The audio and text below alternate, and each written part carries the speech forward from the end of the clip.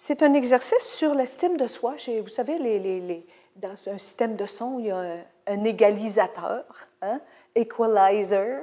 Et j'ai repris cette métaphore-là pour présenter donc différents boutons qui peuvent ajuster des éléments sur l'estime de soi. Alors, c'est quoi les éléments? Par exemple, on a discipline versus indiscipline, ou on a la peur versus le courage, ou versus...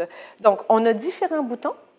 Vous pouvez télécharger ce petit exercice chez vous et peut-être évaluer où vous en êtes sur chacun de ces boutons-là. Vous pouvez également modifier les boutons. D'ailleurs, vous allez entendre des commentaires dans quelques minutes de vos collègues qui étaient dans la salle au moment de l'enregistrement, qui ont suggéré des idées intéressantes.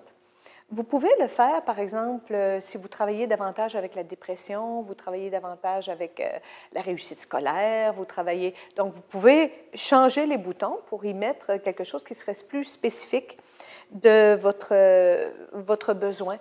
Alors, c'est simplement un petit exercice pour, encore une fois, première dimension de l'intelligence émotionnelle, apprendre à se connaître. Où est-ce que je suis là-dessus? Et parfois, ça devient très utile, d'une part, pour reconnaître nos forces. Oui, mais ça, quand même, je l'ai. Ça aussi, je l'ai. Et d'autre part, pour voir dans quelle dimension il faut travailler.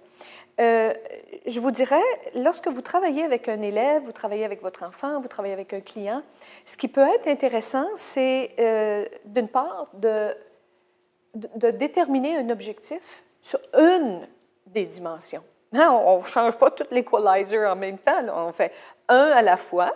Et donc, la rencontre suivante, ou quelques temps plus tard, on peut évaluer, est-ce qu'effectivement le bouton a monté? Est-ce qu'on s'est dirigé dans la bonne direction? Donc, ça devient un outil intéressant aussi pour le suivi, d'être capable de voir là, les progrès qui ont été réalisés chez la personne qu'on souhaite aider. Donc, je vous invite à faire ce petit exercice.